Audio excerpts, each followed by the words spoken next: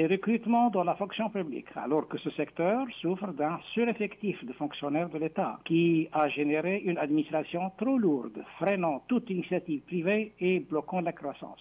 Ce projet de loi devrait normalement inciter à l'investissement privé afin de pouvoir créer de l'emploi productif. Deuxième volet, une hausse des salaires pour les années 2026, 2027 et 2028 sans annoncer le taux de variation et sans négociation salariale. Cette approche risque d'affecter le pouvoir d'achat vers la baisse si les équilibres budgétaires ne permettraient pas une augmentation qui compensera l'inflation ressentie par les citoyens. Si l'État veut jouer son véritable rôle social, il doit veiller à améliorer la qualité et à réduire les prix des services publics essentiels, particulièrement de santé, de l'éducation et du transport. Le troisième volet, c'est le financement des caisses sociales par de nouvelles taxes. L'État lui-même, en ne réglant pas ses dettes envers ses institutions, aggrave les problèmes. D'autant plus que le vieillissement de la population, l'incapacité de l'économie à créer de l'emploi productif réduit le nombre des cotisants et augmente le nombre des retraités.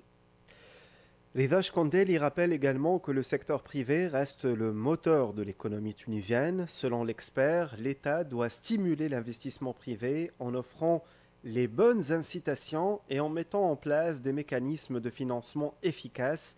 Il intervient au micro de Rajab Amar.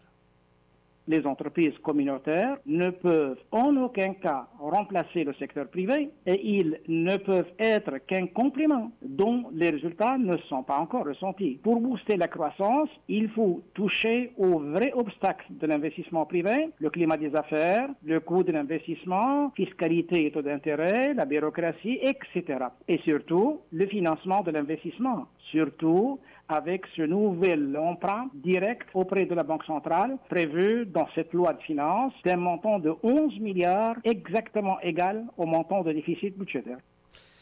Le ministère de l'Emploi et de la Formation professionnelle a annoncé hier la prolongation de 3 jours supplémentaires du lundi 20 au mercredi 22 octobre de la période d'inscription au 3e volet du programme d'appui aux PME en difficulté.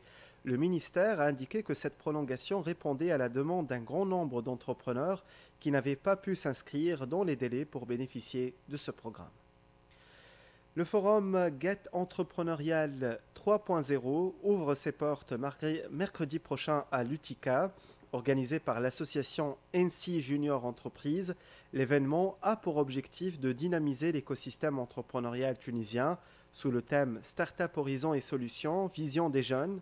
Cette édition rassemblera startups, investisseurs, institutions et jeunes talents autour de panels, d'ateliers et de rencontres stratégiques.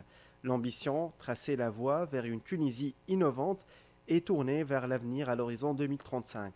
Ahmed Zeribi, président de ANSI Junior Entreprise, au micro de Zain Fers. Il s'agit d'un hub de rencontre, bien sûr, stratégique, favorisant surtout les échanges B2B entre les startups, les institutions, les investisseurs, les incubateurs, etc. Donc, ce hub, c'est un véritable catalyseur de synergie, permet de connecter les projets, les opportunités, financement, etc. Il s'agit d'un composant moderne de notre création, c'est Getty Discovery Stage. Donc, c'est un concept inédit au cœur de TICA. Ce stage interactif, il offre à chaque porteur de projet l'opportunité alors de monter sur scène pour présenter ses solutions, ses prototypes, innovation devant un public d'experts et de partenaires potentiels, etc.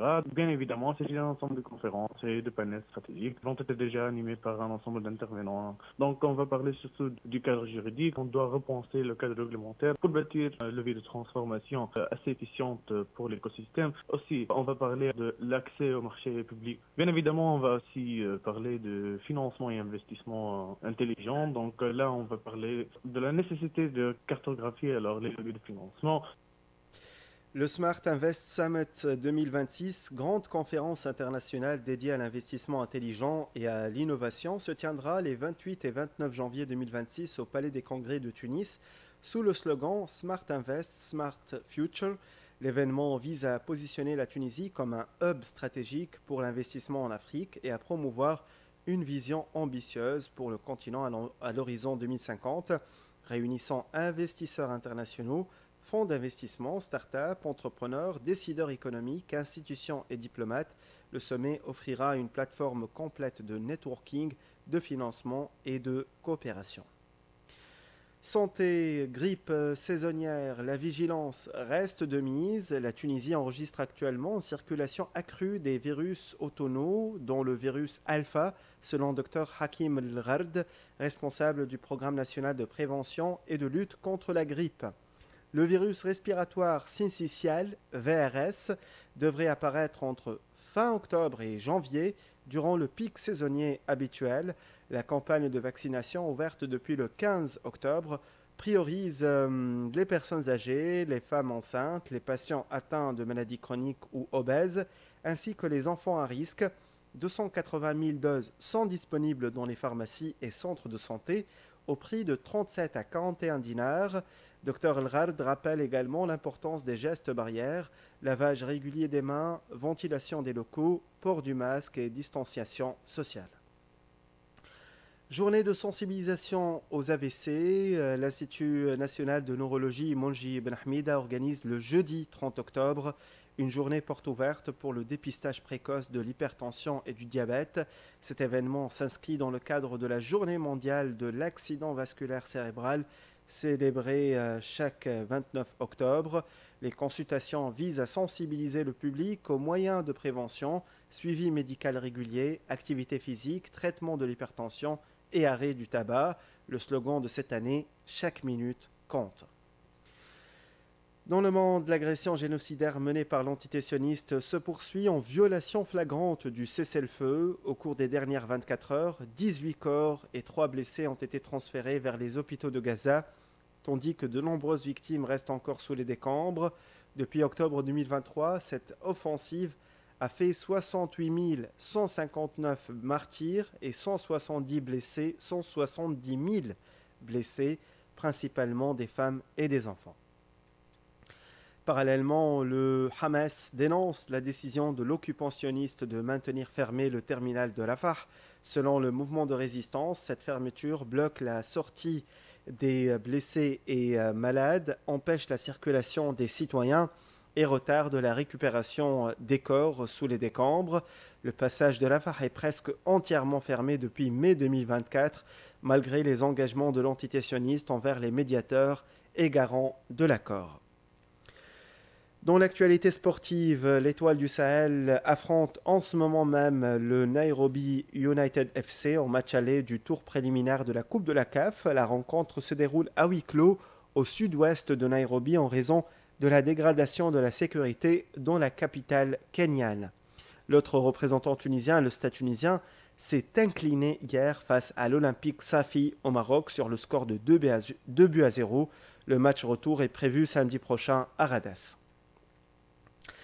En Ligue des Champions, l'Espérance de Tunis s'est imposée 1 but à 0 hier à Bobo Dioulasso face au FC Rahimo du Burkina Faso grâce à un but de Florian Dano juste avant la pause. Les 100 et or prennent une option pour la qualification en phase de groupe avant le match retour dimanche prochain à Radas.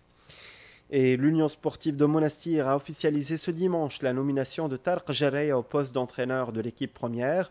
Tarq Jareya succède à Montassar Louhichi, remercié après la lourde défaite 3-0 face à la JS Kabylie lors du match aller du tour préliminaire de la Ligue des Champions qui s'est déroulé vendredi dernier à Sfax. Les prévisions météo avant de vous quitter, des nuages parfois denses apporteront des averses localement fortes sur les régions côtières du nord, de l'ouest et le sud, avant de gagner cet après-midi les régions de l'Est. Des chutes de grêle sont prévues à l'extrême sud-est, tandis que le vent pourrait dépasser par moments les 80 km/h. La mer est agitée, les températures maximales varient entre 18 et 22 degrés au nord, 16 degrés sur les hauteurs de l'ouest et jusqu'à 27 degrés dans le reste du pays. Ce journal touche à sa fin, un bref rappel de ces titres. Crise environnementale à Gabès, au centre d'une séance plénière demain au Parlement, présence des ministres de la Santé et de l'Équipement. La mobilisation citoyenne se poursuit à Gabès. L'URT annonce une grève générale régionale mardi prochain. PME en difficulté, le ministère de l'Emploi prolonge jusqu'au 22 octobre les inscriptions au programme d'appui aux entreprises. C'est la fin de cette édition. Merci de l'avoir suivi. C'était Qaïs El Bouzrib à la technique et Ziad Mahjoub au micro. Bonne suite de programmes sur RTCI.